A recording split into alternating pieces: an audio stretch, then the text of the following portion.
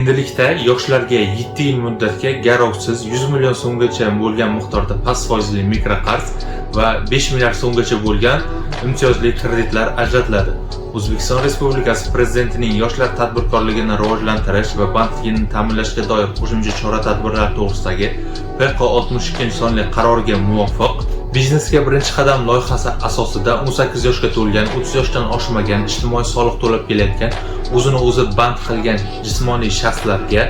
onlayn shaklda asosiy qarzdan 2 yilgacha, foiz to'lovlaridan 3 oygacha bo'lgan muddatda imtiyozli davr asosida sug'urta polisi yoki 3-shaxsning kafilligi asosida 100 million so'mgacha bo'lgan miqdorda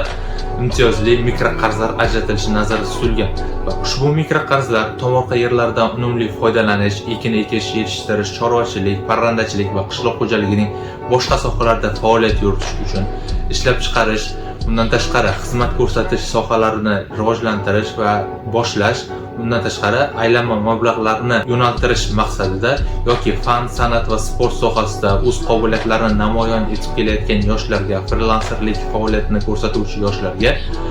qo'llab-quvvatlash maqsadida ajratilishi nazarda tutilgan. Bundan tashqari yoshlar uchun ish o'rinlari loyihasi asosida yakka tartibdagi tadbirkor sifatida faoliyat yurituvchi yoshlarga, ta'sischilari yosh fuqarolar bo'lgan yuridik shaxslarga,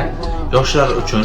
kamida 20 ta ish o'rni ajratishni nazarda tutuvchi loyihalari uchun 2 yilgacha imtiyozli davr asosida 7 yil muddatga 5 milliard so'mgacha bo'lgan miqdorda imtiyozli kreditlar ajratilishi belgilangan va ushbu kreditlar ishlab chiqarish asbob-uskunalarini xarid qilish, qurilish ishlarini amalga oshirish, aylanma mablag'lari uchun,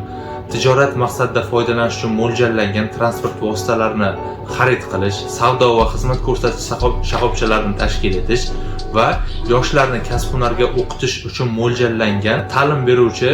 faoliyatni amalga oshirish uchun ajratilishi nazarda tutilgan. Ushbu qaror ijrosi O'zbekiston Respublikasi Bosh vazir tomonidan nazorat asosida amalga oshiriladi. Bundan da qiziq ma'lumotga ega bo'lish uchun kanalimizga obuna bo'lishni unutmang.